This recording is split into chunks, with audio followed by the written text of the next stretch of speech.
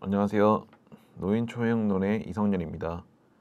2026년 노인 스포츠 지도사 대비 핵심 특강 첫 번째 시간 시작하도록 하겠습니다. 자, 본 교재 확인해 주시고요. 저희는 핵심 테마 1번 노화와 노화의 특성에 대해서 들어가 보도록 할게요.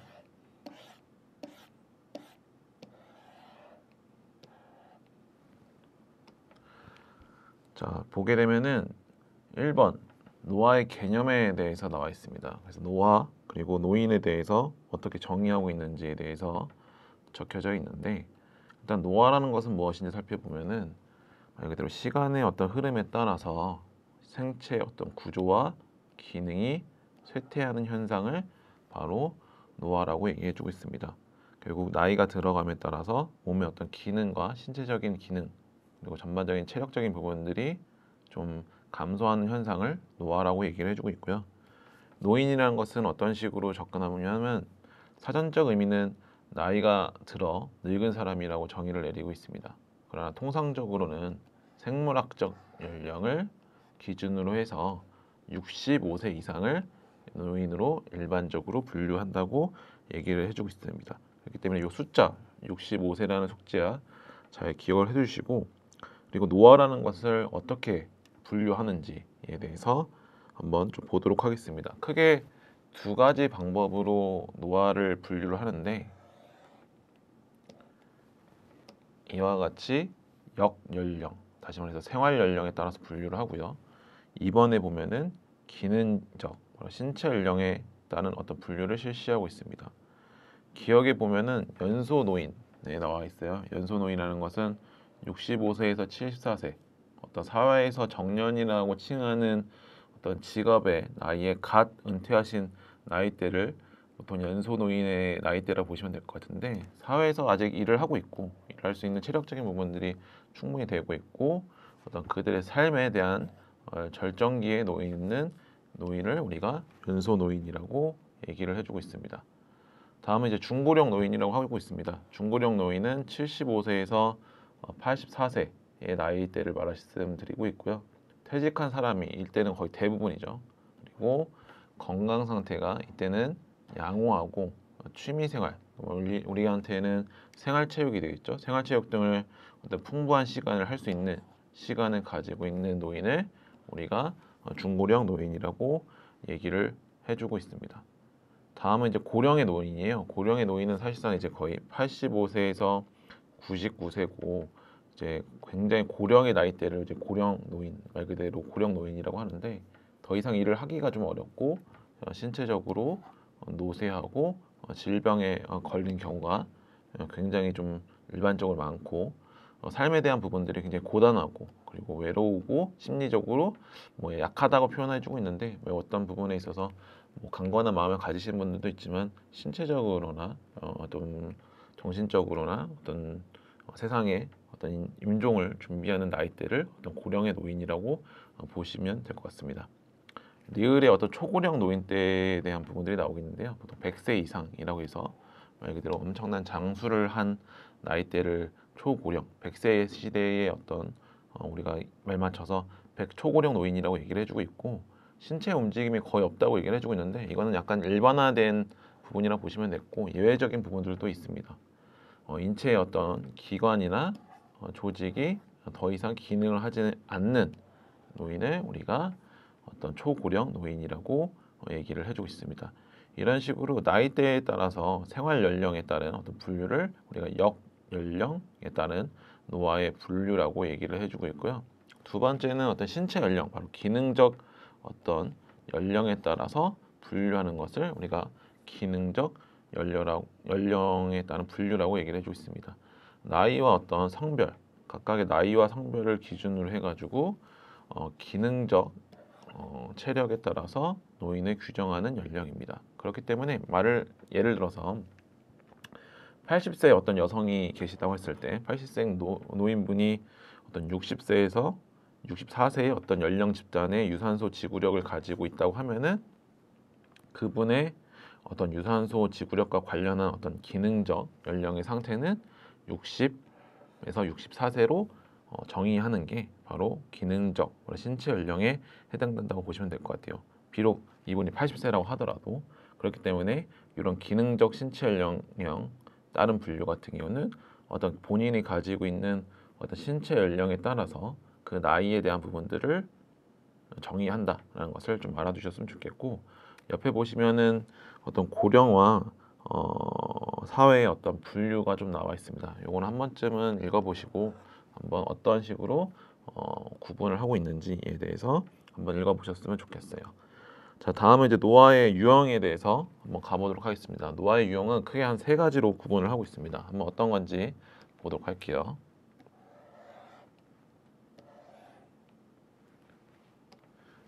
자, 노화의 유형은 크게 세 가지가 있는데 첫 번째가 병적 노화, 두 번째가 생물적 노화, 그리고 다음 장에 보시면 성공적 노화, 이렇게 세 가지로 구분을 하고 있습니다.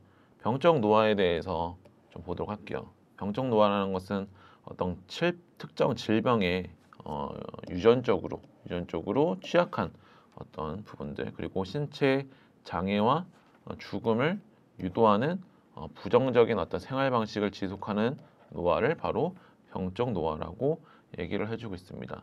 혈압이 높으신 분이 음식을 좀 과하게 짜게 드시거나, 뭐 당뇨병에 계신 분들이 과하게 어떤 탄수화물 많이 섭취하거나, 그다음에 여기 예외에 나와 있는 것처럼 어떤 나쁜 음식 섭취 습관, 다시 말해서 생활 습관에 대한 부분들, 그래서 뒤에 나오게 되면은 흡연이나 과도한 음주의 형태를 나타내는 부분들로 인해서 노화가 지속되는 것들을 우리가 병적 노화라고 얘기를 해주고 있습니다. 다음은 이제 생물적 노화라고 얘기를 해주고 있는데, 이거를 보편적 노화라고 얘기를 해주고 있습니다. 말 그대로 나이가 들어감에 따라서 노화에 대한 부분들은 누구에게나 공통적으로 나타난다는, 보편적으로 나타난다는 부분들이 바로 생물적 노화에 해당된다고 보시면 될 것 같은데, 뭐 적응력을 상실하거나 그다음에 질병에 이끌시거나 또 신체적인 손상이나 어떤 기능적 능력이 감소하거나, 그리고 또는 어떤 신체 장애, 그리고 최종적으로 죽음을 가져오는 인체 내 과정들을 어떤 생물적 노화, 그리고 다른 말로 보편적 노화라고 얘기를 해주고 있습니다. 겉에 이제 텔로미어라는 어떤 중요한 부분들이 있는데, 이거는 굉장히 많이 나오는 부분이에요. 텔로미어라는 거는 말 그대로 노화를 발생시키는 어떤 부분이라고 보시면 될 것 같고, 얘가 길이가 감소하게 되면은 어떤 세포의 어떤 분열, 그러니까 세포의 어떤 재생에도 관여된다고 보시면 될 것 같은데, 세포의 어떤 분열의 어떤 수명을 어떻게 한다? 제어함으로써 또는 억제함으로써 노화를 어떤 발생시키고 조로증이라고 해서 또 발생을 시키는 것이 바로 텔로미어의 원인이라고 보시면 될 것 같습니다.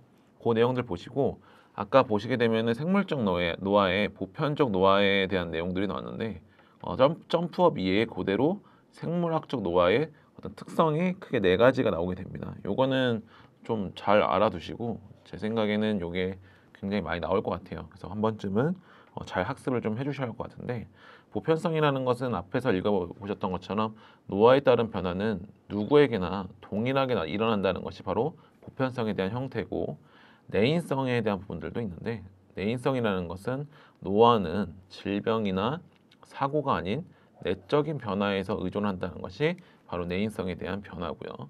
쇠퇴성이라는 것은 노화는 어떤 신체 기능에 부정적인 영향을 미쳐 궁극적으로 어떤 사망을 초래한다.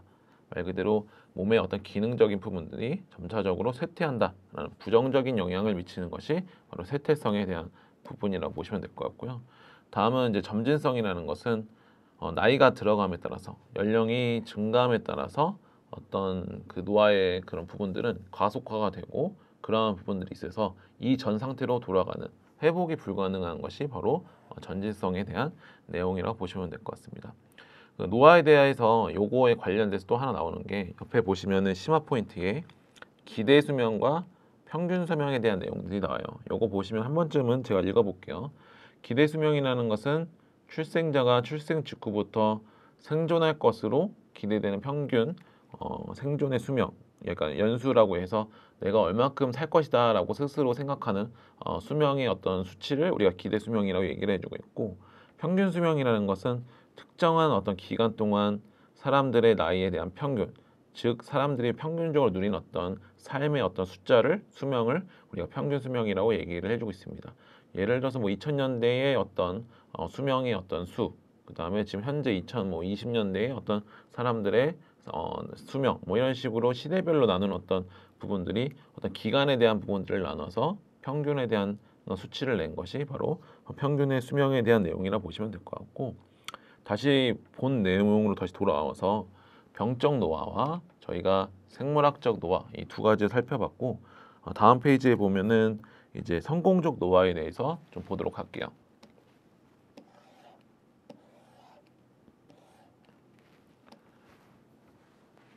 자, 그래서 옆에 보게 되면은 성공적 노화에 대한 내용들이 있어요. 결국 우리가 여기 이제 학습하시는 분들도 뭐 젊으신 분들이 뭐 대다수라고 생각이 드는데, 결국은 다 노화를 거쳐서 나이가 드실 것을 다 어느 정도 인지를 하시고 받아들이셔야 하는데, 어떤 이런 성공적인 노화에 대한 정의를 뭐 이런 식으로 얘기를 해주고 있습니다. 수명이나 어떤 생존을 어떤 의미하는 것이 아니고 노화의 어떤 부분들, 바로 질적인 측면으로 접근을 해서 신체적, 인지적 기능, 말로 신체적인 어떤 부분들과 정신적인 부분들, 말 그대로 어떤 이 사리를 판단할 수 있는 능력뿐만 아니고 사회적인 어떤 역할과 그리고 생산활동 등에 적극적으로 참여하는 것을 우리가 성공적인 노화라고 얘기를 해주고 있습니다. 그러니까 단순하게 어떤 질적인 측면을 더 강조를 해서 양적인 측면으로 해서 그냥 몸이 어떤 앞에서 보았던 이런 건강하지 않은 상태로서 수명을 계속해서 연장하기보다는 신체적인 부분들이나 또 인지적, 정신적인 부분들, 그리고 사회적인 부분들에 있어서 어떤 성공적인 노화를 거둬서 진행하는 것들이 바로 3번의 성공적인 노화에 대한 내용이라고 얘기를 해주고 있습니다. 그렇기 때문에 옆에 보시게 되면은 약간 이제 생물적 노화의 어떤 부분들에 있어서 뒷받침되는 베르브 의료함과 예터의 어떤 장애 과정의 모델이 나오게 됐습니다. 그래서 요거는 한번 제가 읽어보면은 병이 있고요. 병이 걸린 다음에 손상이 발생하고 그 손상으로 인한 뭐가 많다? 기능적 제한이 생기고 그로 인해 가지고 어떤 후유증, 장애가 발생하는 것이 어떤 장애 과정, 어떤 모델의 어떤 특성이라는 것을 한 번쯤 좀 보셨으면 좋겠습니다. 다음은 이제 노화의 어떤 특성에 대해서 좀 살펴보도록 하겠습니다.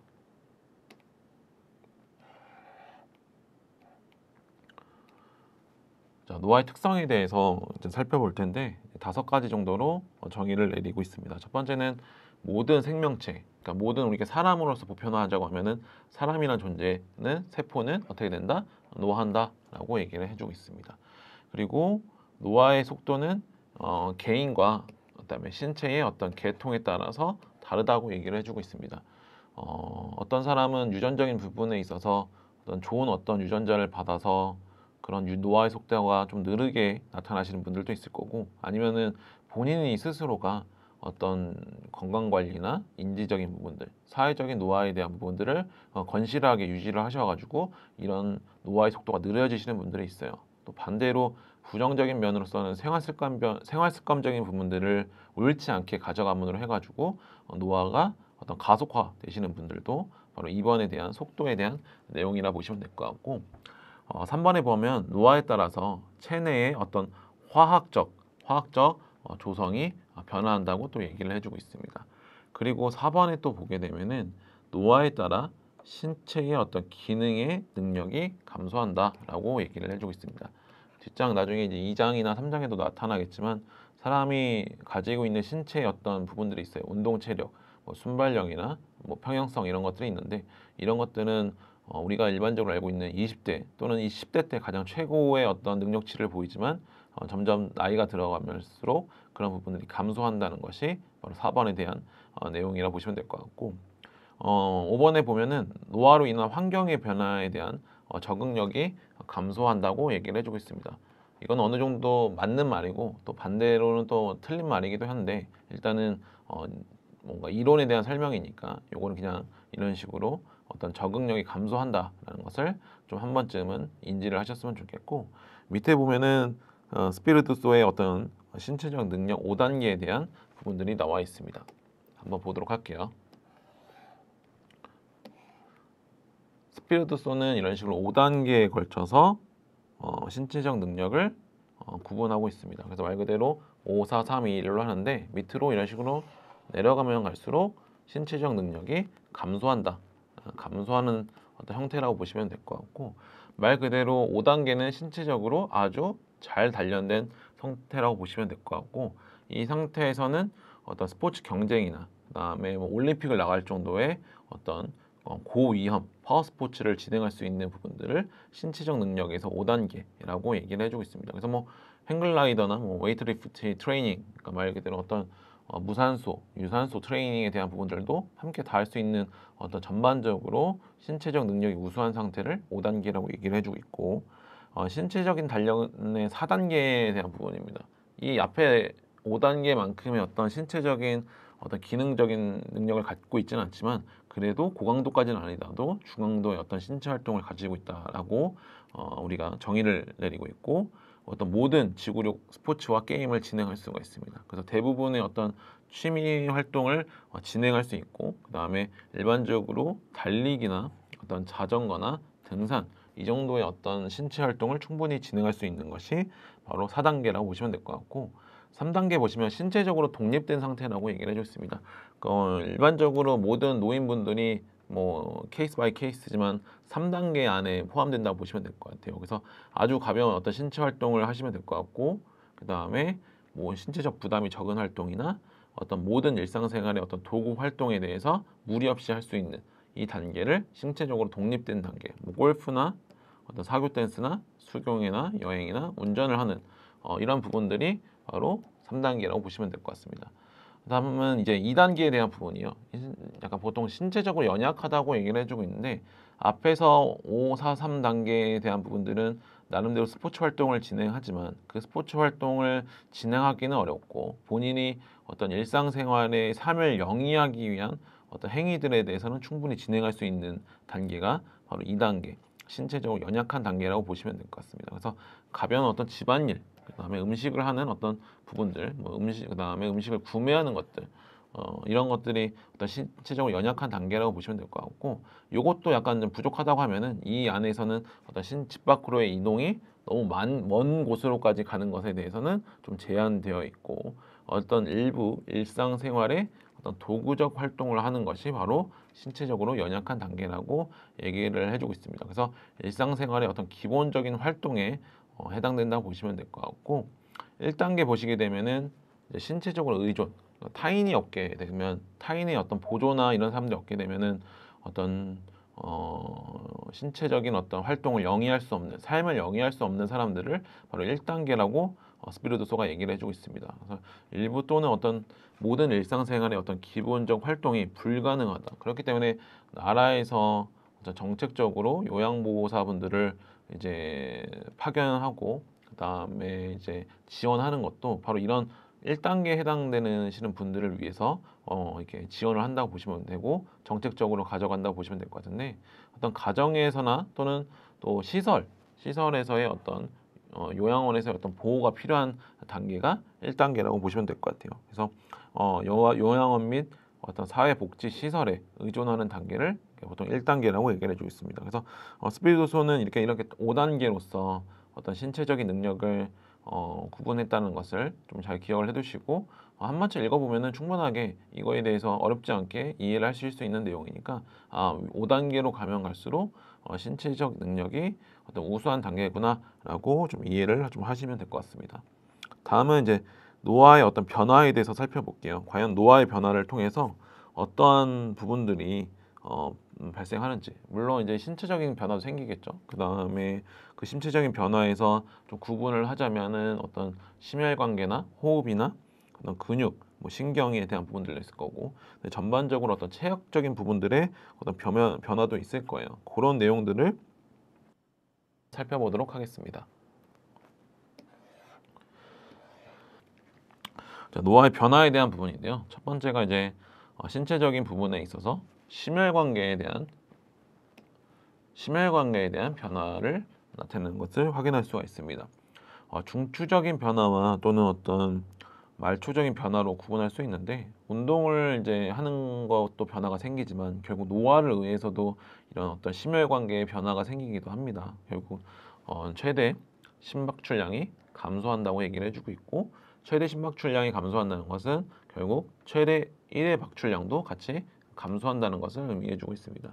마찬가지로 심박수가 또 감소하죠. 최대 심박수가 높으면 높을수록 우리가 더 많은 어떤 심박수를 가져감으로 해가지고 더 많은 운동 에너지를 발생시킬 수 있는데 일단 이런 부분들이 노화에 의해서 감소한다고 얘기를 해주고 있고, 그 다음에 어떤 최대 산소 섭취량의 점진적인 감소가 나타난다고 얘기를 해주고 있습니다. 그 다음에 심장 근육의 어떤 수축 시간이 연장된다고 얘기를 해주고 있고, 이 수축 시간이 연장되면 될수록 말 그대로 심장이 한번 펌프질을 해서 온몸에 혈액을 내뿜는 어떤 시간의 패턴이 좀 길어지다 보니까 아무래도 유산소적인 능력이 감소한다는 것을 우리가 알 수 있을 것이고, 그 다음에 이제 나이가 들수록 무엇보다도 이제 혈관의 탄성이 감소하고, 그 다음에 어떤 심장에서 뿜는 어떤 이런 부분들이 감소하기 때문에 어떤 수축기 혈압이 점진적으로 증가하게 되고, 그렇기 때문에 더더욱더 이런 혈압적인 부분들을 관리를 해야 한다는 것을 좀 말해주고 있고요. 그 다음에 마지막으로 운동하는 동안 분비된 어떤 카테콜라민이라고 있는데, 카테콜라민에 대한 심장 근육 반응이 감소한다고 얘기를 해주고 있습니다. 이때 카테콜라민 같은 경우는 우리가 일반적으로 여러분한테 설명드리자고 하면은 말 그대로 어떤 도파민이라고 보시면 될 것 같아요. 도파민이나 노르에피네프린, 그 다음에 에피네프린에 대한 부분들이 세 가지를 카테콜라민이라고 얘기를 해주고 있는데, 말 그대로 이 카테콜라민은 말 그대로 흥분, 우리가 일반적으로 알고 있는 아드레날린에 대한 부분들이 바로 이런 카테콜라민에 대한 설명이에요. 그래서 이 카테콜라민을 통해 가지고 근육이 어떤 흥분하게 되고 운동할 수 있는 능력치를 확 올리게 되는데, 그런 어떤 반응에 대한 것들이 감소하게 때문에 심장 근육에 대한 반응도 감소한다는 것이 이런 중추적인 변화에 대한 내용이라고 보시면 될 것 같습니다. 다음에 이제 말초적인 변화라고 보시면 될 것 같은데, 이 말초적인 변화는 운동하는 어떤 근육으로의 어떤 혈액이 감소한다. 말 그대로 혈관에 대한 탄성이나 그다음에 혈액의 어떤 심장의 펌프에 대한 능력들이 좀 감소하기 때문에 온몸에 있는 구석구석 말초 혈관으로의 어떤 혈액의 어떤 이동이 많이 감소하는 것이 어떤 말초적인 변화의 어떤 특성이라 보시면 될 것 같고, 그다음에 동정맥 산소 차이에 대한 감소, 말 그대로 동맥으로 어떤 혈액을 통해서 산소가 이동되었을 때 그 산소가 충분히 다 쓰이지 않더라도 돌아오는 그 값이 동정맥 산소 차이에 대한 값인데, 이게 너무 많이 쓰이다 보니까 그런 동정맥 산소 차이에 대한 값들이 감소하는 것이 어떤 말초적인 어떤 변화의 어떤 능력의 어떤 감소의 부분이라 보시면 될 것 같고, 그 다음에 어떤 근육의 어떤 산화 능력이 감소한대요. 이 근육이 산화 능력이 감소한다는 것은 어떤 근육이 어떤 산소를 이용해서 어떤 에너지를 만드는 능력들이 많이 감소하게 되는 거죠. 그렇기 때문에 더 많은 산소가 요구되어지는 거고, 그로 인해서 앞에서 보았던 동정맥 산소에 대한 값들이 더 많이 요구되는 게 혈관에 있는 혈액에 있는 산소가 더 많이 요구되어지는 게 바로 어떤 근육의 산화 능력의 감소에 나타나는 어떤 기전이라 보시면 될 것 같습니다. 그 다음에 이제 미토콘드리아의 어떤 숫자와 밀도가 감소한다고 얘기를 해주고 있는데, 미토콘드리아 같은 경우는 말 그대로 유산소적인 어떤 능력을 가능케 하는 어떤 부분이라 보시면 될 것 같고, 그러한 것들이 어떤 숫자와 밀도가 감소하기 때문에 이런 어떤 심혈관계에 있어서 유산소적인 능력, 운동 능력들도 많이 감소한다라고 보시면 될 것 같습니다. 자, 이게 어떤 심혈관계 변화에 대한 설명이고요. 다음은 이제 호흡기에 대한 부분들도 좀 보도록 하겠습니다.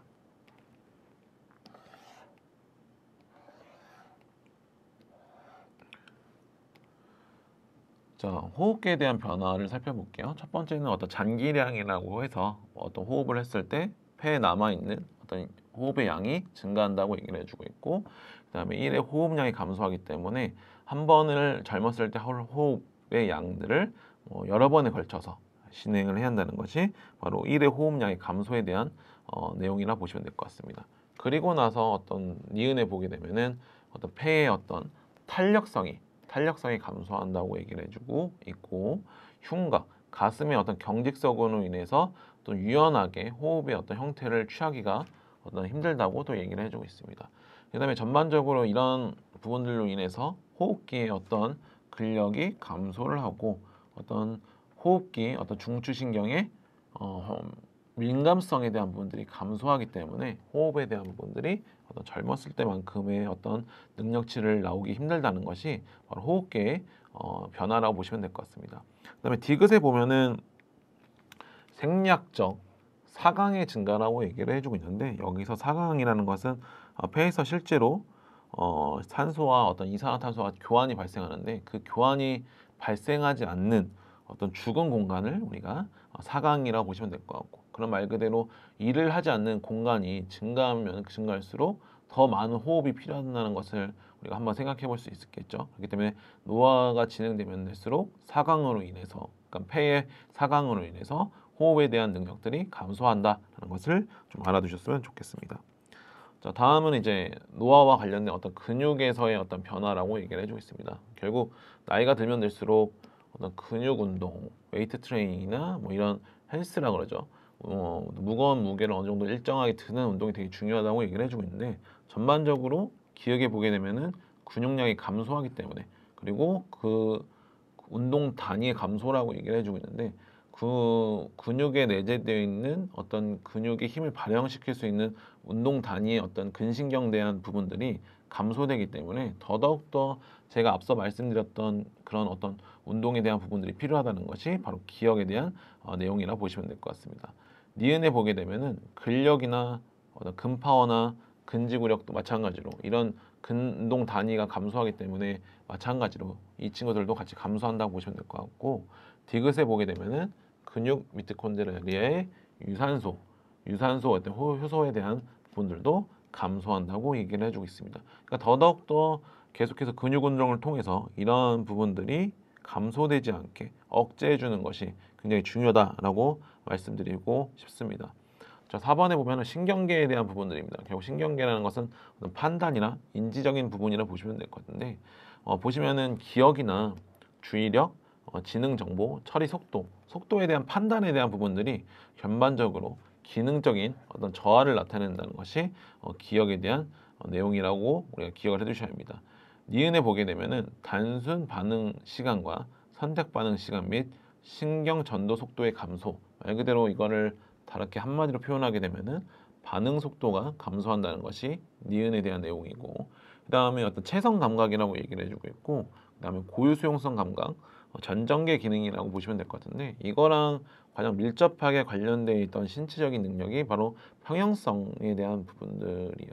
이런 능력들이 많이 감소하기 때문에 나이가 들면 들수록 낙상을 조심해야 한다는 이유가 어떤 남들이 보기에는 별것도 아닌 어떤 높이의 문턱에서 다리를 헛디뎌서 갑자기 중심을 못 잡고 넘어지시는 경우들 이런 것들이 지금 디귿에 보는 어떤 체성 감각이나 고유 수용성 감각이나 정전계 기능이 감소하는 것이 바로 그런 영향을 미치는 것이라고 보시면 될 것 같고 나이가 들면 들수록 어떤 시각에도 시력이 많이 약해지죠. 그리고 청각에 대한 부분들도 많이 어떻게 돼요? 네, 청각에 대한 부분들도 귀가 먼다고 얘기를 하잖아요. 귀의 어떤 청각도 많이 감소한다라고 얘기를 해주고 있습니다. 그렇기 때문에 뭐한 가지 제가 좀 약간 잔소리 하자면은 너무 많은 어떤 이어폰 볼륨을 높여놓고 음악을 들으시거나 학습을 하시게 되면은 어떤 귀에 대한 능력들이 빠르게 노화가 진행될 수 있으니까 이런 볼륨을 좀 낮추시는 것도 약간 좀 생각을 좀 부탁드릴게요. 다음은 이제 5번에 보면은 노화로 인한 체력의 저한 내용들이 있습니다. 말 그대로 지금까지 다 보았던 것들이 결국은 노화에 대한 어떤 신체적인 부분들 앞에서 보았듯이 어떤 심혈관이나 그 다음에 폐, 호흡, 그 다음에 근육, 그 다음에 뭐 신경, 그 다음에 뭐 인지 이런 부분들이 있었는데 결국 당연히 이런 기능들이 다 떨어지니까 체력에 대한 부분들도 어떻게 되겠어요? 마치 같이 감소한다는 것을 알아두셔야 하는데 시험에서 보통 이런 수치적으로 많이 나타나요. 20대 때는 뭐 어떻게 되고 10대 때는 어떻게 되고 이런 식으로 지문이 나왔어서 그 수치를 좀 잘 기억을 해두시는 게 좀 필요할 것 같습니다. 그래서 근력 같은 경우는 20대 때에 어떤 최대치 최고점을 이루게 되고 그 후 점차적으로 저한다 된다고 얘기를 해주고 있습니다. 순발력 말 그대로 순발력이라는 것은 어떤 내가 순간적으로 힘을 발현할 수 있는 어떤 근력을 발현할 수 있는 어떤 빠르게 힘을 발현할 수 있는 능력을 우리가 순발력이라고 얘기를 해주고 있는데 이 능력 같은 경우는 10대에 최대치를 이루고 근력에 비해 빠르게 저하된다라고 얘기를 해주고 있습니다. 평형성 말 그대로 아까 말씀드렸듯이 어떤 중심을 잡는 어떤 체성 감각이나 고효수용성 감각, 전정계 기능에 대한 부분들은 20대 때 최고치를 이루고 그 후 서서히 저하된다고 얘기를 해주고 있습니다. 그리고 지구력 같은 경우는 근력 그리고 순발력에 비해 느리게 저하된다고 얘기를 해주고 있는데, 한 가지 말씀드리자면은 보통 이제 요즘 이제 러닝이 대세인데, 보통 러닝 하시게 되면은 보통 20대, 30대, 40대, 50대 분들이 있는데, 이 50대 분들이 신체적으로 완벽하게 어떤 운동을 했을 때 20대, 30대 분들보다 좀 더 약간 앞서 나갈 수 있는 부분들이 바로 유산소적인 능력이요. 이런 것들이 바로 지구력이랑 관련되어 있기 때문에, 마라톤 보시면은 어떤 나이가 좀 어떤 정도 있으신 부록의 나이를 넘기신 분들이 훨씬 더 잘 뛰는 경우가 있는데, 그런 경우는 그분들의 노력도 있고 그분의 노력에 따른 어떤 지구력에 대한 부분들이 말 그대로 좀 조금은 덜 노화가 되어 있기 때문에 그 결과가 좀 시너지를 낸 거다라고 좀 말씀을 드리고 싶습니다. 지금까지가 이제 노화에 대한 어떤 부분, 그러니까 노화에 대한 개념에 대해서 좀 살펴보았고, 다음은 이제 노화가 어떤 이론을 가지고 진행이 되는지, 노화에 관련된 이론에 대해서 좀 살펴보도록 하겠습니다.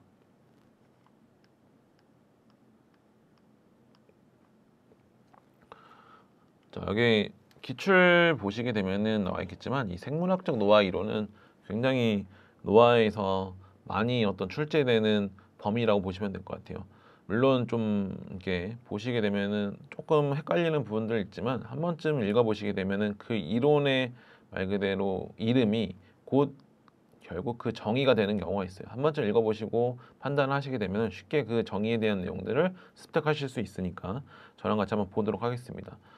유전적 이론이 첫 번째로 나왔는데요. 말 그대로 인체 내 어떤 노화의 속도를 결정하는 데 있어서 가장 큰 게 뭐다? 유전적인 역할이 가장 큰 역할을 한다라는 것이 말 그대로 유전적 이론이라고 얘기를 해주고 있습니다. 어떤 누군가한테 본인의 어떤 부모나 조상한테 물려받은 어떤 유전자나 DNA가 노화에 대한 부분들을 결정한다는 것이 바로 유전적 이론이라고 보시면 될 것 같고, 이번에 대하면 손상 이론에 대해서 나와 있어요. 손상 이론이라는 것은 어떤 세포의 어떤 손상이 계속해서 누적이 되기 때문에 그로 인해 가지고 기능의 어떤 장애와 어떤 괴사의 어떤 핵심적인 결정 요소라는 것이 어떤 세포의 손상의 누적이라는 것이 바로 손상의 이론에 대한 내용이라는 것을 알아두셔야 합니다. 3번에 보면은 점진적 불균형 이론이라고 얘기를 해주고 있습니다. 결국 우리가 젊었을 때, 그러니까 말 그대로 10대 때나 20대 때 같은 경우는 신체의 어떤 밸런스적인 부분들이 전반적으로 다 잘 유지가 되었지만, 인체의 어떤 기관이 각기 어떤 다른 속도로 인해서 노화하면서 생물적인 어떤 기능이나 특히 어떤 중추신경계나 내부민계 불균형으로 인해서 노화에 대한 부분들이 발생한다는 것이 점진적 불균형 이론에 대한 설명입니다. 4번은 교차 결합 이론이라고 얘기를 해주고 있는데, 여기 보면은 나이가 들면서 결국 노화가 진행이 되면서 결합 조직의 커다란 분자들이 교차 결합하면서 폐, 신장, 혈관, 소화계, 근육, 인대, 건의 탄력성을 감소시킨다라고 얘기를 해주고 있습니다. 결국 이게 뭐냐면 세포 분열이 발생하지 않아서 이러한 부분들에 의해서 노화가 발생한다는 것이 바로 교차 결합 이론에 대한 내용이고, 니은에 보게 되면은 분자의 교차 결합은 분자들이 서로 엉키도록 만들어서 세포 내부의 영양소와 화학적 전달 물질의 수송을 방해한다는 것이 바로 교차 결합 이론에 대한 내용입니다.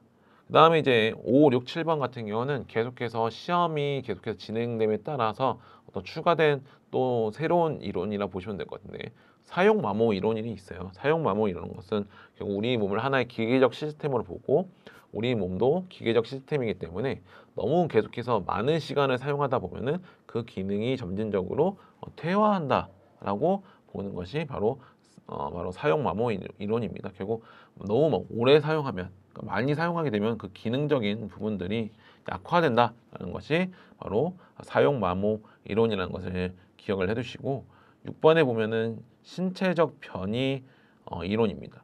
세포가 어떤 부상을 입게 돼서 말 그대로 상해를 받게 되어서 원래의 어떤 성질이 변하고, 이렇게 변이된 세포가 축적되어서 노화가 일어난다고 보고 있습니다. 이 신체적 변이 이론 같은 경우는 암이 발생하는 어떤 기전의 형태와 비슷하다 보시면 될 것 같아요. 암이 발생하는 것도 어떤 스트레스나 어떤 우리가 생활 습관으로 인해서 말 그대로 좋지 못한 어떤 원인들로 인해서 결국 이런 원인들로 인해서 세포의 어떤 성질이 변하고 변이가 되는 거죠. 그로 인해서 그 변이된 것들이 몸 안에서 점점 점차적으로 커져가는 것이 암이라고 보시면 될 것 같은데, 그게 어떤 신체적 변이 이론이 결국 이런 암과의 어떤 기전과 어느 정도 비슷하다는 것을 좀 알아두셨으면 좋겠고, 다음 7번에 보면은 면역 반응 이론이 있습니다. 면역 반응 이론이라는 것은 말 그대로 항원에 노출되었을 때 동물체가 특별히 대응하는 일련의 어떤 방어 반응을 보인다는 이론을 우리가 면역 반응 이론이라고 한다는 것을 기억을 해주셨으면 좋겠습니다. 이게 지금까지 배웠던 게 크게 7개 정도 되는데, 이게 어떤 생물학적인 노화에 대한 내용이라는 것을 좀 알아두셨으면 좋겠고, 다음은 이제 심리학적 노화 이론에 대해서 좀 살펴보도록 하겠습니다. 심리학적 노화 이론은 이와 같습니다. 일단 대표적으로 우리가 이제 매슬로우라고 해서 굉장히 유명한 이제 학자에 대한 내용들이 나옵니다. 그래서 이런 식으로 삼각형으로 유지를 한 상태에서 각각의 밑에 그 다음 이런 식으로 해서 이 밑에 있는 욕구가 충족돼야 이 다음 욕구를 충족해야 하는 거고, 이 욕구가 충족되면 그 다음 욕구를 충족해야 하는 이러한 단계성을 가지는 것이 매슬로우의 어떤 욕구 단계 이론이라 보시면 될 것 같은데, 1번의 어떤 생리적 욕구고, 그 다음에 안전에 대한 욕구, 그 다음에 애정과 소속에 대한 욕구, 존경에 대한 욕구, 자아 실현에 대한 욕구입니다. 결국 배고픔이라 쳤을 때 배고픔에 대한 욕구가 있을 것이고, 그 다음에 내가 이 생활에서 좀 안전함을 느꼈으면 하는 욕구, 그 다음에 누군가와 어떤 애정을 가지거나, 그 다음에 나의 소속감을 가지거나, 또는 타인의 어떤 존경을 받고, 그리고 나서 내 스스로의 어떤 자아 실현을 가지는 것이 매슬로우가 주장하고 있는 욕구 단계 이론이라고 보시면 될 것 같고,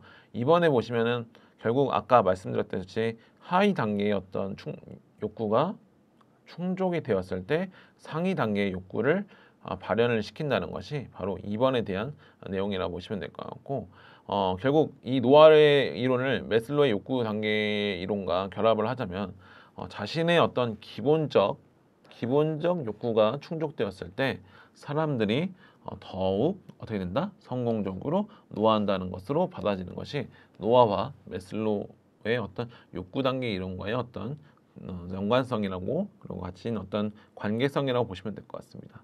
자, 그 다음은 이제 에릭슨에 대한 내용이라고 보시면 될 것 같은데, 에릭슨은 총 이런 식으로 8단계에 걸쳐서 어떤 심리, 어떤 사회적 단계로 어떤 말 그대로 삶의 어떤 주기를 나눴습니다. 그래서 어떤 성격의 발달은 8단계를 걸쳐서 발생하고, 어떤 각 단계는 어떤 심리적인 어떤 사회적인 어떤 위기가 나타나고, 그리고 그걸 해당하는 키워드가 있어요. 그 키워드에 따라서 어떤 그 키워드에 대한 부분들, 위기를 해결할 수 있는 어떤 부분들이 해결돼야지만 성공적인 노화를 가진다고 얘기를 해주고 있습니다. 그래서 여기 보시면은 1단계에서부터 8단계까지 쭉 나와 있는데, 사실은 저희는 노화에 대한 부분들이니까 뭐 1단계, 그 다음에 2단계, 3단계, 4단계, 그 다음에 5단계까지는 그냥 한 번쯤 읽어보시는 걸로 넘어가시면 될 것 같은데, 여기 보시면은 6, 7, 8단계가 이제 우리가 노인 스포츠 지도사의 어떤 노인분들에 대한 어떤 내용에 대한 내용이라고 보시면 될 것 같아요. 뭐 일단 성인에 대한 부분들 보게 되면은 일단 비교 대상이 일단 성인이겠죠. 젊은 성인 같은 경우는 그 키워드가 바로 친분 대 고독이에요. 젊은 어떤 성인들에 대한 나이대라 보시면 될 것 같고, 친구, 그 다음에 연인과 밀접한 관계를 형성할 수 있는 게 바로 6단계에 대한 부분이고, 이런 것들이 어떤 부정적인 결과로서 어떤 친밀한 관계가 너무 어떤 어려움으로 발생하는 것이 6단계에 대한 내용이라고 보시면 될 것 같습니다. 그다음에 7단계, 일반적으로 이제 40대를 접어드는 어떤 중년에 대한 성인분들을 얘기를 해주고 있는데, 이때는 이제 대부분 이제 결혼이라는 것을 할 거고, 그 결혼을 통해서 그다음에 자신의 이세가 태어날 거기 때문에 어떤 가족의 어떤 부양, 그리고 또는 어떤 형태의 일을 통해 생산적으로 된다는 것이 바로 7단계에 대한 부분이고, 그에 따라서 그 키워드에 대한 말도 생산적 대 정체라고 얘기를 해주고 있습니다. 이때는 이제 결국 자신의 가족을 부양하고 먹여 살리는 게 가장 중요한 부분이에요. 근데 이런 것들이 이루어지지 않고 말 그대로 생산적이지 못할 때는 굉장한 어떤 스트레스를 받는다는 것이 7단계에 대한 내용이라고 보시면 될 것 같고, 그리고 이제 대망의 8단계 보게 되면은 저희의 어떤 노인 분들의 어떤 해당되는 내용이라고 보시면 될 것 같은데, 스코어를 좀 올린 다음에 제가 설명을 또 드릴게요. 자, 8단계 보면은 자아 주체성 내 절망이라고 얘기를 해주고 있습니다. 본인이 성공적인 노화를 진행해 왔다고 하면은 어떤 스스로의 어떤 자부심을 느끼게 될 것이죠. 그리고 자부심과 그리고 만족을 통해서 자신의 어떤 삶을 어떻게 했나 뒤돌아보고 어떤 죽음을 받아들일 수 있는 초연한 자세를 보이는 것이 어떤 긍정적인 어떤 형태의 단계 진입이라 보시면 될 것 같은데, 반대로 이런 어떤 부정적인 측면도 있습니다. 결국 삶에서 달성해야 하는 것을 스스로 달성하지 못했다고 느끼고 어떤 삶의 어떤 종말이 다가오는 것에 대해서 좌절감을 느끼는 것이 바로 8단계에 대한 바로 노년기에 나타난 에릭슨에 대한 내용이라는 것을 좀 알아두셨으면 좋겠습니다.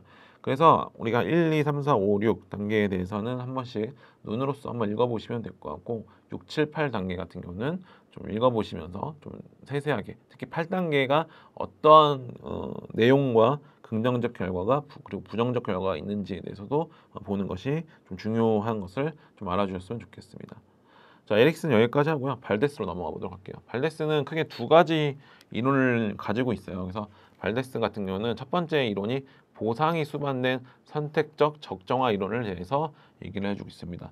발데스는 이렇게 얘기를 해주고 있습니다. 성공적인 노화라는 것은 노년기의 어떤 신체적, 정신적, 사회적 손실에 대한 노인의 어떤 적응력과 관련되어 있고, 노인의 어떤 기능적 독립성을 유지한 선택, 적정화, 보상이라는 이 말을 잘 기억해 두셔야 돼요. 선택, 적정화, 보상이라는 세 가지 전략에 초점을 두고 있다라고 얘기를 해주고 있습니다.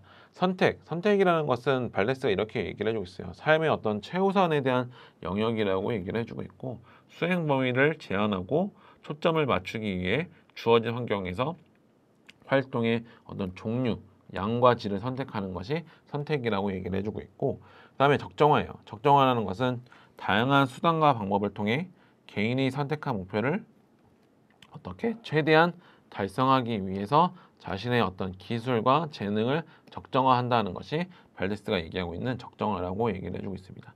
보상이라는 것도 있는데, 보상이라는 것은 목표를 달성하기 위해 주위의 어떤 자원을 활용하여 지속적인 성장을 이루어 신체적, 정신적인 손상을 보상하는 것을 우리 발데스에 대한 보상에 대한 내용입니다. 그래서 어떤 발데스의 어떤 보상이 수반된 선택적 적정화 이론 같은 경우는 그 어떤 내용들도 잘 기억을 해두셔야지만 각각의 선택, 적정화, 보상 이 내용들에 대해서도 잘 학습을 해주시는 것이 중요하다라고 좀 기억을 해주셨으면 좋겠습니다. 그리고 발데스는 이뿐만 아니고 하나의 더 이론을 얘기를 해주고 있어요. 그 이론을 뒤로 가서 보도록 하겠습니다. 자, 4번에 보면은 발데스는 전생애적 발달 이론에 대해서 얘기를 해주고 있습니다. 그러니까 노화라는 것, 그러니까 인간은 노화라는 것은 우리가 부정적으로 받아들이지만 어떤 인간의 발달은 출생부터 죽음까지 어떻게 된다? 전생에 걸쳐서 지속된다는 것이 발데스의 어떤 전생의 발달 이론입니다. 그러니까 노화라는 것을 하나의 노화라는 것이 보는 것이 아니고 하나의 또 발달의 어떤 과정으로 보는 거예요. 그래서 노화는 어떤 신체적 그리고 인지적 손실과 함께 지혜, 환경, 적응력, 정서 조절 능력 등 이득이 동시에 일어난다는 것이 발데스의 어떤 정생애적 발달 이론이라는 것을 좀 알아두셨으면 좋겠고, 5번에 보면은 브론펜브레너의 어떤 생태학적 발달 이론이 나와 있습니다. 이 생태학적 발달 이론이라는 것은 노화는 어떤 개인을 둘러싼 다양한 환경 체계와의 노화의 관계, 상호작용을 통해서 이루어진다고 얘기를 해주고 있고, 직접적으로 본인이 처해 있는 어떤 사회 문화나 어떤 시간 흐름에 이래까지 말 그대로 주위에 둘러싸여 있는 어떤 환경에 대한 부분들이 크게 영향을 준다는 것이 브론펜브레너의 생태학적 발달에 대한 내용이라는 것을 좀 알아두셨으면 좋겠습니다.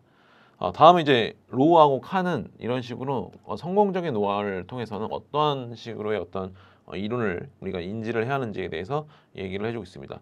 미국의 어떤 70대 어떤 노인을 대상으로 해서 다양한 어떤 건강 상태, 사회관계, 어떤 심리적 특성, 신체적, 인지적 기능이나 어떤 생산 활동에 5가지 영향을 측정한 다음에 이들 간의 어떤 관련성 분석 결과를 통해서 성공적인 노화에 대한 어떤 개념을 정확하게 설명한 것이 로우와 칸에 대한 어떤 성공적 노화에 대한 이론이에요. 그래서 일단 기본적으로 성공적인 노화라는 것은 건강해야 한다. 말 그대로 다른 말로 질병이 없는 상태여야 한다고 얘기를 해주고 있고 노화의 범주를 보통의 노화와 성공적인 노화라고 얘기를 해주고 있습니다.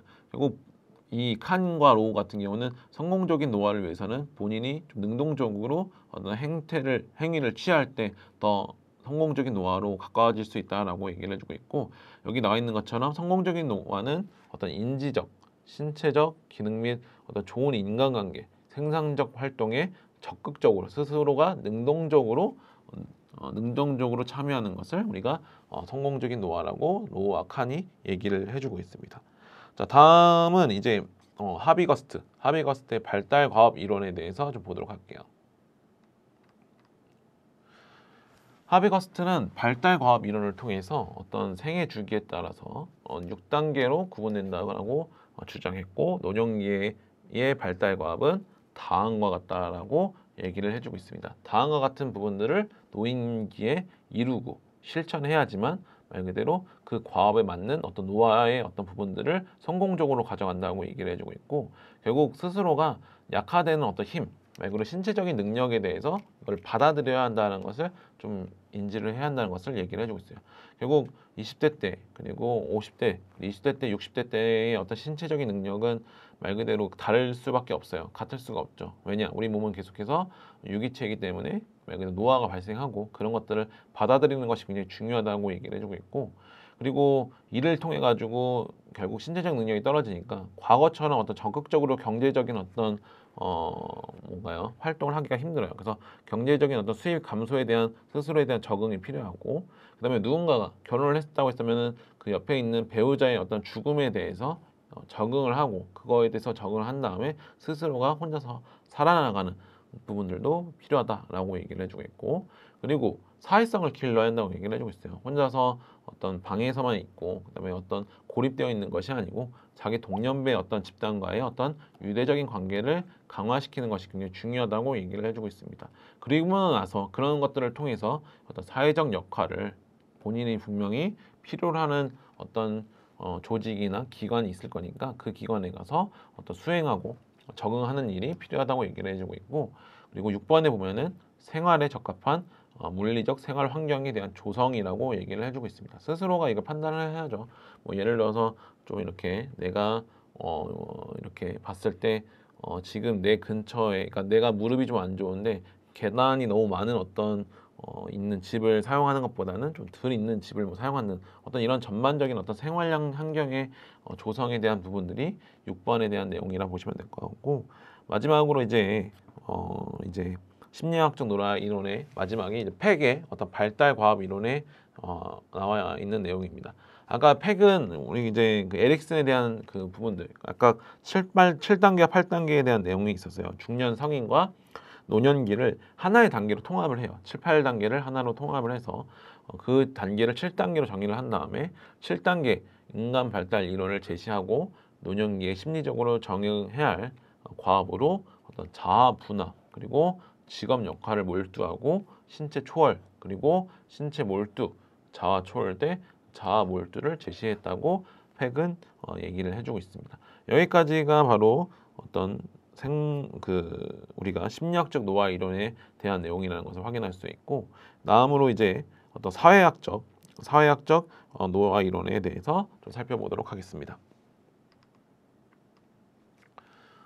자, 사회학적 노화 이론에 대해서 살펴보도록 할게요. 사회학적 노화 이론은 것은 말 그대로 어떤 일생에 걸쳐 정신적, 신체적으로 다 늙는 것뿐만 아니고 바로 사회적인 활동에 대한 부분들도 은퇴를 통해서 말 그대로 노화가 된다고 얘기를 해주고 있어요. 그래서 이런 앞에서 보았던 어떤 신체적이나 정신적인 부분들의 노화뿐만 아니고 사회적인 어떤 노화에 대한 부분들을 노화를 감소시키기 위해서 그런 활동을 계속해서 지속하는 사람은 어떤 건강하고 행복하게 늙는다는 이론이 바로 사회학적 노화 이론에 대한 내용입니다. 그렇기 때문에 이런 식으로 활동 이론, 연속성 이론, 분리 이론, 하위 무효나 이론, 현대화 이론에 대해서 얘기를 해주고 있습니다. 일단 활동 이론이라는 것은 일생에 걸쳐 일상생활의 어떤 정신적, 신체적 활동을 계속하는 사람은 건강하고 행복하게 늙는다는 이론이 바로 활동 이론에 대한 설명이고, 연속성 이론이라는 것은 가장 성공적으로 늙는 사람은 긍정적인 어떤 건강 생활 습관이나 선택, 생활 방식, 인간관계를 중년에서부터 노년에서까지 지속하는 사람이라고 제시한 이론이라고 보시면 될 것 같습니다. 분리 이론이라는 것은 노년기 자체를 부정적으로, 노화에 대해서 부정적으로 보지 않고 어떤 자신의 어떤 삶 속의 철회나 분리에 대해 보다 깊게 성찰하게 되어 노후 생활에 스스로 만족하는 과정이 된다는 이론을 우리가 분리 이론이라고 얘기를 해주고 있습니다.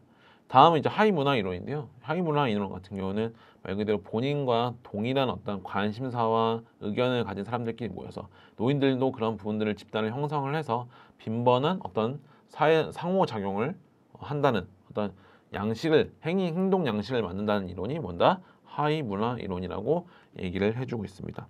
마지막으로 이제 현대화 이론인데요. 현대화 이론 같은 경우는 노인의 어떤 사회적 지위는 어떤 사회의 어떤 현대화 수준과 반비례하여 하락하며, 그 다음에 노인의 어떤 지위와 하락에 비례하여 노인 문제가 발생한다는 이론이 현대화 이론에 대한 내용입니다. 자, 여기까지가 이제 사회학적 노화의 이론에 대한 설명이었고요. 그래서 앞에서 보았던 우리가 심리학적 노화, 그 다음에 생물학적 노화 이론까지 해서 어떤 식으로 노화가 이 세 가지가 각각 이론을 가지고 어떠한 의견성을 가지는지에 대해서도 여러분들이 좀 잘 알아두셨으면 좋겠습니다. 자, 이제 노화의 어떤 이론에 대해서 살펴봤잖아요. 그 이론에 따라서 대해서 살펴봤으니까 과연 신체적, 심리적, 사회적으로 우리의 신체가 어떻게 변하는지에 대해서 좀 살펴보도록 할게요.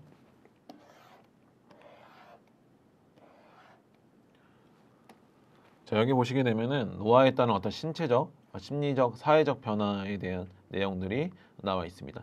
일단 가장 대표적인 게 바로 어떤 신체적인 어떤 변화에 대한 부분들이 가장 많이 나타나겠죠. 앞에서 우리 좀 보았잖아요. 노화에 대해서 했을 때 어떤 부분들이 변화가 되는지에 대해서 어느 정도는 생물학적인 노화 이론을 통해서 조금은 확인을 하셨을 거예요. 그래서 우리가 어떤 식으로 노화의 변화가 신체적인 특성을 통해서 변화되는지에 대해서 또 좀 살펴보도록 하겠습니다.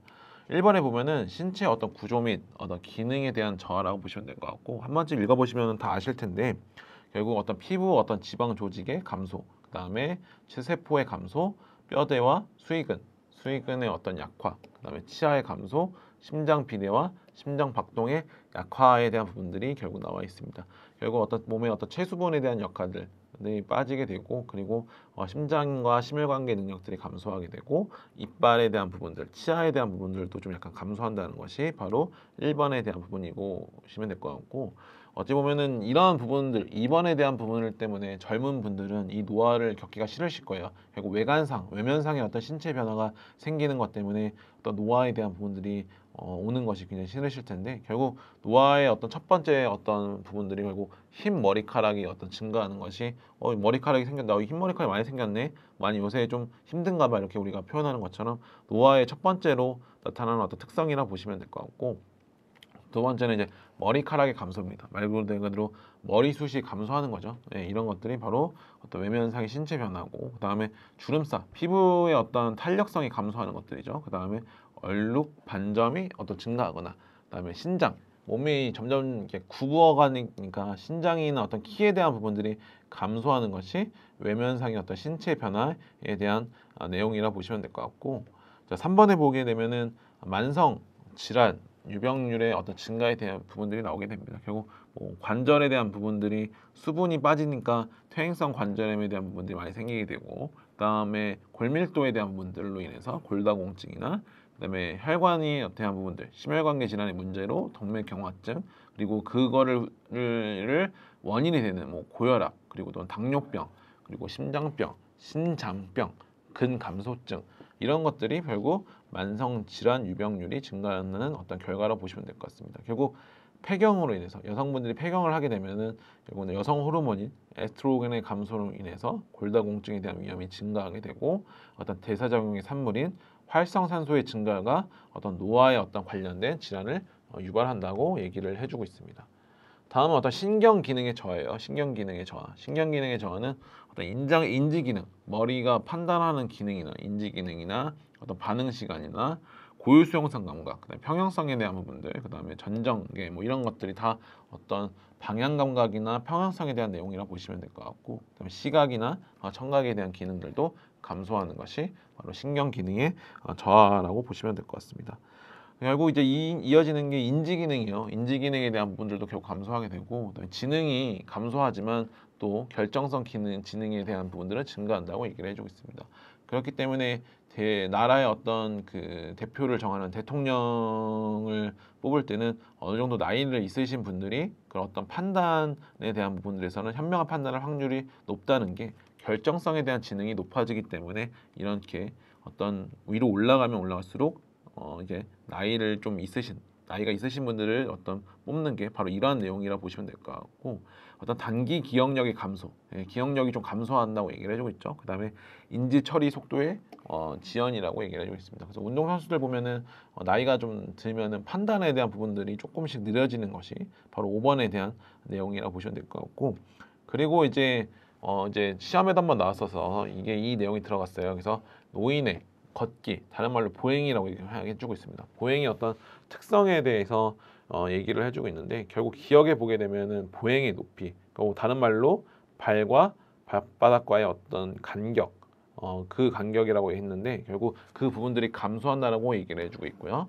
그다음에 짧은 보폭, 더 넓은 기저면의 형태를 취하고 있다. 그래서 우리가 어르신들 좀 불편하게 걸으신들 보면은 종종걸음의 형태를 취하고 있다고 하는데, 이런 것들은 몸의 어떤 코어의 어떤 근육들이 많이 빠져서, 특히 엉덩이나 햄스트링에 대한 근육들이 빠져서 이런 어떤 움직임의 형태를 나타낸다고 보통 얘기를 해주고 있고요. 그 다음에 보폭수에 대한 부분들도 증가한다, 감소한다, 증가하게 된다. 왜냐면은 결국 발을 힘차게 성큼성큼 걷는 게 아니고 앞에서 말씀드렸던 것처럼 종종걸음의 형태를 취하고 있기 때문에 어떤 보폭수에 대한 부분이 증가한다고 얘기를 해주고 있고요. 그 다음에 리을에 보면은 느린 어떤 운동의 형태, 정지 및 시장, 보행 패턴. 예를 들어서 조금 걷다가 다시 정지를 하고, 다시 조금 걷다가 정지를 하고, 뭐 이런 부분들. 그 다음에 미은에 보면은 질질 끄는 보행이라고 얘기를 해주고 있습니다. 그래서 뒤꿈치가 닿기나 발끝 밀기가 없다고 얘기를 해주고 있고요. 비급에 보면은 보행 주기의 어떤 양발 지지기의 어떤 비율이 되게 증가한다고 얘기를 해주고 있습니다. 이러한 부분들은 본인 스스로가 어떤 안정성에 대한 어떤 부분들이 좀 떨어져 있기 때문에 그것을 보상하기 위해서 양발을 어떤 지지하는 비율이 증가하게 되고, 그거의 어떤 부정적인 측면이 앞에서 보는 미음에서의 어떤 질질 끄는 보행의 어떤 형태를 나타난다라고 보시면 될 것 같고, 발목의 백측굴곡이라는 것은 말 그대로 발끝이 내 몸을 향하는, 말 그대로 발목이 굴곡시켜지는, 굽혀지는 어떤 형태의 움직임을 배측굴곡이라고 하는데, 나이가 들면 들수록 이런 유연성이나 어떤 근력에 대한 부분들이 감소해서 이런 굴곡의 감소가 발생하게 되고, 운동의 가동 범위가 감소하기 때문에 이런 이유로 인해서 앞에서 나와 있던 것처럼 점프업 이에, 우리 그대로 나오는 점프업 이에 나오는 것처럼 부상의 위험이 높아지는 게 바로 시옷에 대한 내용입니다. 그래서 이응에 보이게 되면은 지금 여러분들 젊으신 분들은 걷는 거에 대해서 딱히 크게 어떤 의식을 하지 않고 그냥 걷게 되시잖아요. 근데 나이가 들면 들수록 이런 내가 걷는 거에 대해서 의식적인 어떤 부분들을 가지게 된다는 거죠. 말 그대로 지금 내가 지금 좀 불안한데, 이런 식으로 막 생각을 갖게 되는, 안정된 걷기를 위한 어떤 스스로의 어떤 생각과 걱정이 많아지는 것이 바로 이응에 대한 내용이라고 보시면 될 것 같습니다. 점프업 2에 보면은 낙상을 유발하는 어떤 위험한 요인에 대해서 얘기를 해주고 있는데, 그래도 한번 읽어볼게요. 발목 가동성, 말 그대로 앞에서 보았던 것처럼 배측 굴곡에 대한 값이나 전반적인 발목의 어떤 가동 범위가 감소해서 신체의 어떤 균형이 무너졌거나 어떤 보행에 어떤 장애가 있는 질환을 앓고 있는 경우에 낙상의 위험이 높아지게 되고, 그 다음에 두 번째 줄에 기립성 저혈압이 있는 경우, 너무 저혈압의 형태이게 되면 갑자기 걷다가 핑 돌아서 갑자기 넘어지는 경우가 있죠. 그로 인해서 어떤 낙상이 발생할 수도 있고, 세 번째 줄에 보면은 4가지 이상 약물을 복용하고 있는 경우가 또 이렇게 해당된다고 얘기를 해주고 있고, 보통 약물 우리 생각하실 때 해당되는 게 뭐 혈압약, 그다음에 콜레스테롤 약, 그다음에 당뇨를 위한 어떤 부분들 이런 약들이 있잖아요. 그러니까 너무 그런 것들을 많이 먹게 되면은 정말 뭔가 좀 몸 신체적으로 낙상을 위험을 발생시킬 수 있는 확률이 증가한다고 보시면 될 것 같고요. 그다음에 보면은 발에 어떤 이상이 있거나 어떤 적절한 말 그대로 신발을 착용하지 않는 경우가 또 있습니다. 그다음에 보폭이 좁은 오리걸음의 패턴을 가진 경우가 또 있고요. 그다음에 시력이 좀 떨어져 있는 경우, 그다음에 집안이 정리가 안 되어 있어서 어지럽거나 전등이 희미한 경우라고 얘기를 해주고 있는데, 이분들이 이제 이러고 싶어서 그런 게 아니고 신체적인 어떤 부분들에 있어서 뭐 많이 체력적으로 감소하니까 그런 것들을 하기가 좀 버거우니 계속해서 그런 부분들이 방치가 되고 그런 것들이 또 낙상으로 이어질 수 있다라고 얘기를 해주고 있습니다. 그리고 어떤 지팡이나 어떤 목발 등의 어떤 보조기구의 형태가 맞지 않는 경우, 본인의 어떤 커스텀화된 어떤 장비가 딱 있어야 하는데 그런 것들이 좀 부족한 경우에 또 이런 낙상을 위험할 수 있는 요인들이 커진다고 얘기를 해주고 있고요. 지금까지가 이제 신체적인 특성이라 보시면 될 것 같고, 다음은 이제 심리적인 특성에 대해서 좀 알아보도록 하겠습니다. 사실 심리적 특성 같은 경우는 좀 일반화하기는 어려운 부분이에요. 시험에서 이런 내용들이 한 번쯤은 나왔으니까 그래도 그냥 한번 읽어보고 마무리해 보시고, 이거에 대해서 너무 이렇게 된다고 일반화 너는 생각하지 마시고 시험에서 이런 지문이 나왔기 때문에 이렇게 될 수 있구나라고 생각만을 좀 해주셨으면 좋겠습니다. 노화의 심리적인 특성을 보게 되면은 우울적인 어떤 경향과 소극적인 성향이 증가한다고 얘기를 해주고 있고, 이번에 보게 되면은 의존성이 어떤 증가하고 조심성이 많아진다라고 얘기를 해주고 있습니다. 과거 지향적인 성향을 갖게 되고 감정의 기복이 심화하신다고 또 얘기를 했고요. 소외감과 고독감이 어떤 증가하고 이해력이 낮아진다라는 것을 얘기를 해주고 있습니다. 보통 안 그런 분들이 또 있죠. 근데 이거는 너무 이제 일반화시켰다고 저는 보여지고, 아무튼 이거는 시험 지문에 한번 나온 내용이니까 또 여러분들과 함께 이렇게 내용을 함께 읽어봤고요. 다음은 어떤 사회적인 어떤 노화의 특성에 대해서 변화하게 됩니다. 제일 큰 거는 역할의 변화가 돼요. 이제 과거에 본인이 일했던 직장이나 직업에서 은퇴를 하게 되고 제2의 인생을 살아가기 때문에 본인의 역할이 변하게 되는 거죠. 만약에 또 이제 자신의 어떤 자식을 또 낳게 되면, 만약 손주와 손녀가 있다고 하면은 그 자식과 손주의 어떤 육아를 도움을 주기도 하거나, 아니면 또 다른 곳에 어떤 재취업을 해서 어떤 그 역할을 하는 것이 바로 1번에 대한 내용이라 보시면 될 것 같고, 그다음에 2번에 보면은 권력이나 권위, 보상 및 선택의 어떤 재량이 상실한다고 얘기를 해주고 있는데, 본인이 가지고 있는 어떤 내용들, 그러니까 가지고 있던 그동안의 어떤 인생의 전성기에 가지고 있던 권력이나 권위에 대한 내용들이 이때는 전반적으로 감소하게 된다는 것이 노화의 사회적 특성에 대한 부분이고, 3번에 보게 되면은 타인에 대한 의존성이 스스로가 아니더라도 어떤 본인의 어떤 신체적인 어떤 부분들로 인해서도 어떤 정책적인 부분들을 의존할 수 있다는 것이 타인에 대한 의존성에 대한 부분이라고 보시면 될 것 같고, 4번에 되면은 대인관계 위축과 사회 참여도가 감소한다고 얘기를 해주고 있습니다. 이거는 뭐 본인 성향이기도 하지만 그동안의 어떤 살아왔던 삶에 대한 부분들에 있어서 스스로가 어떤 해탈을 해가지고 더 이상의 어떤 타인과의 어떤 관계성을 맺는 거에 대해서 더 이상은 좀 불필요함을 느끼실 때 이런 어떤 결과가 또 나오기도 한다. 그래서 노화의 어떤 사회적 특성은 이렇게 꼭 4가지의 어떤 특성을 또 가지고 있다라는 것을 좀 알아두셨으면 좋겠습니다. 첫 번째 시간은 여기까지 했고요. 그래서 이상으로 어떤 노인 채용론 핵심 특강 첫 번째 시간을 마치도록 하겠습니다. 수고하셨습니다.